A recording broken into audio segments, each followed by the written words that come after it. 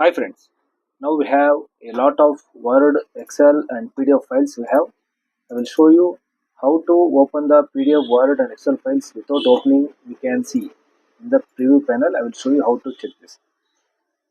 If you open this PDF file in the keyboard, you need to select Alt and P button. If you select Alt and P, the preview window is open. If you click this, it will open like this. Without opening the file, you can see the what contents will be there inside. You can see